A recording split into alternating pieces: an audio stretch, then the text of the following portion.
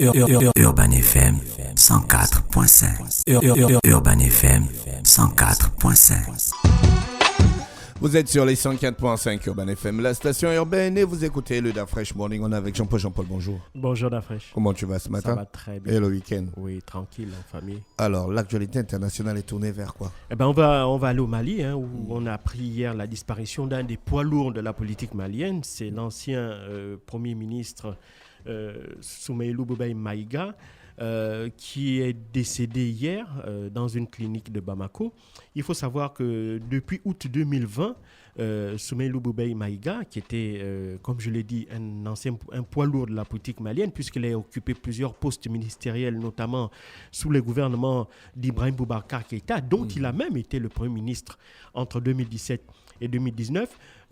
Soumeylou Boubèye Maïga était détenu depuis août 2020 dans une prison de Bamako pour des faits. Il était accusé notamment de faux usage de faux et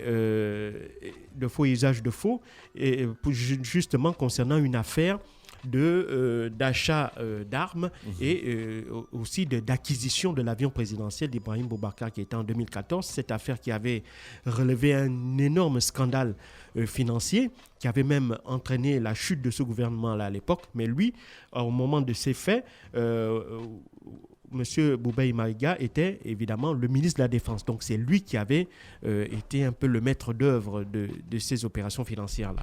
Et donc c'est pour ces raisons-là que l'agent au pouvoir au Mali, le colonel Assimi Goïta, qui est un militaire et donc qui connaissait plus ou moins les dessous de cette affaire, une fois arrivé au pouvoir, avait donc décidé de poursuivre en justice l'ancien Premier ministre d'Ibrahim Boubacar Keïta. Et donc, c'est la raison pour laquelle il était détenu depuis près de 2 ans dans une clinique, en prison à Bamako.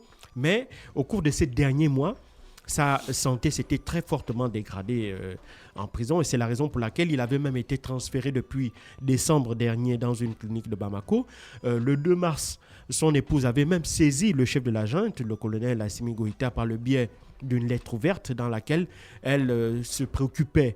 Elle était extrêmement inquiète sur la dégradation de l'état de santé de son mari. Elle en voulait pour preuve les demandes faites par les médecins qui voulaient justement que celui-ci soit évacué à l'étranger, mais la junte, avait donc refusé d'accéder à sa demande. Et donc, c'est la raison pour laquelle Soumeylou Boubèye Maïga est donc décédé hier de suite d'une maladie. Il avait 67 ans. Alors, cette disparition a suscité évidemment beaucoup de réactions à travers le continent africain, particulièrement à travers, par exemple, le Niger, les pays voisins du Mali.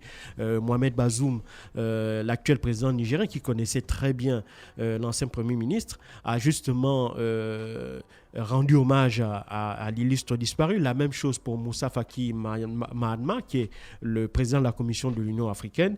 Les autorités aussi d'autres pays, d'autres voisins du Mali, comme l'Algérie et autres, ont également réagi à la disparition de cette personnalité-là.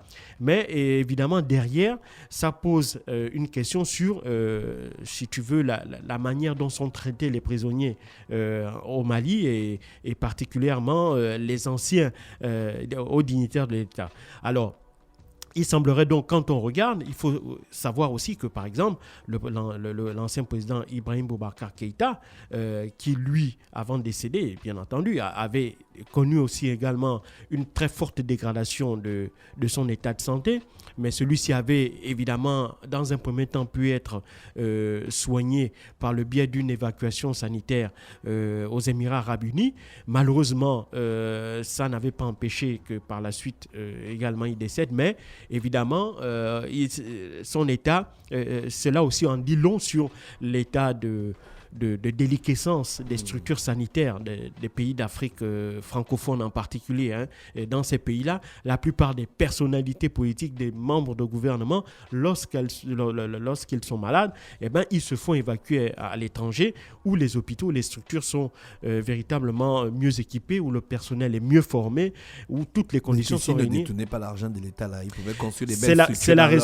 C'est justement la raison pour laquelle la junte avait refusé justement de permettre à Au lieu de Soumaïlou faire des Boubèye Maïga malversations pour acheter d'être un évacué. avion. Parce qu'il ne faut pas l'oublier, il a été ministre de la Défense et donc l'agent au pouvoir avait travaillé avec lui. Et donc je pense que cette affaire de détournement de fonds, de surfacturation, de faux usage de faux qui avait entraîné la perte sèche pour l'État malien de dizaines de milliards, voire même plusieurs dizaines de milliards de francs CFA.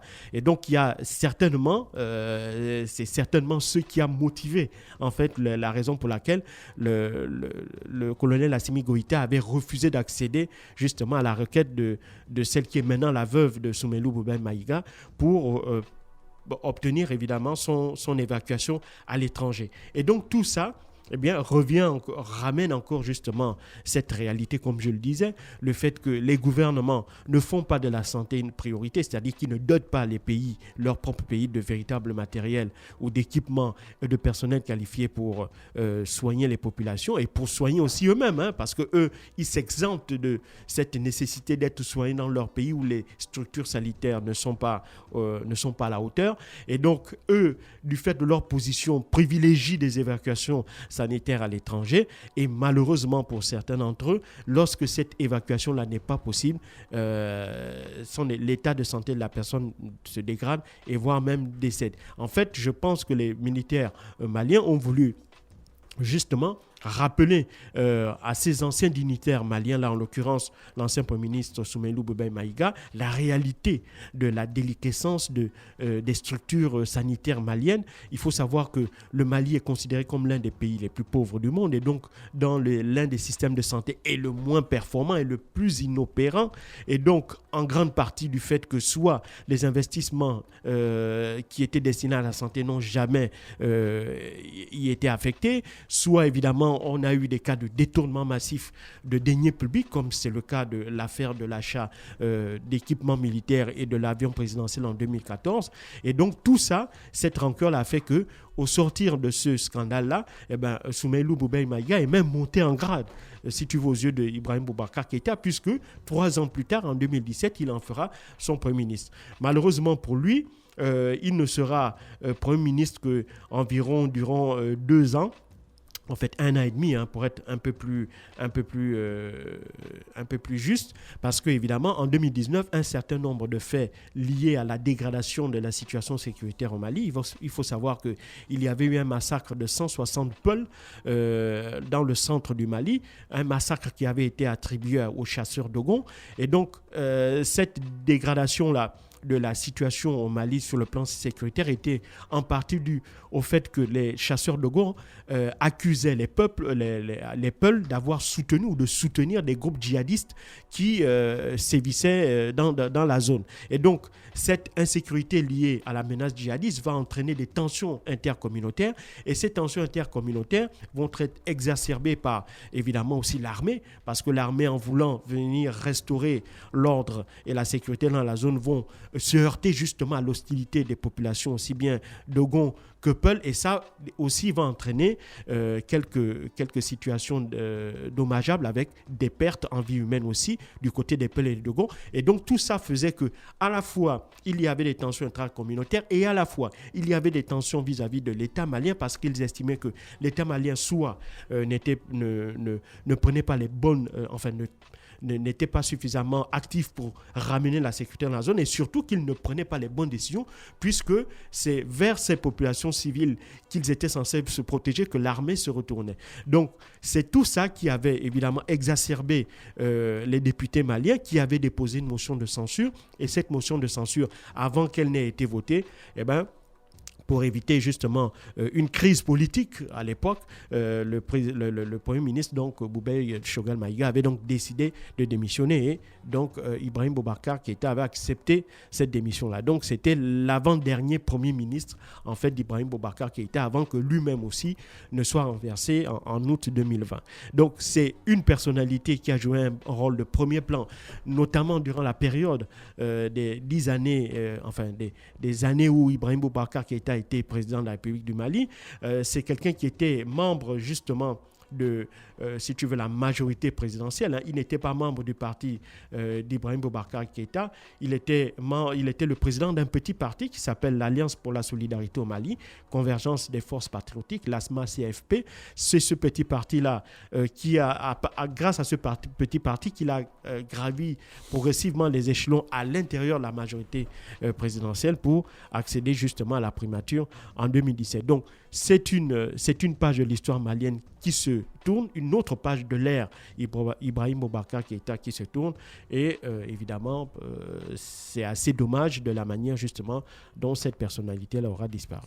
Merci Jean-Paul avec nous ce matin sur les 104.5 Urban FM, la station urbaine dans Luda Fresh Morning. Jean-Paul qui revenait pour l'actualité internationale. Restez connectés sur les 104.5, on se retrouve juste derrière.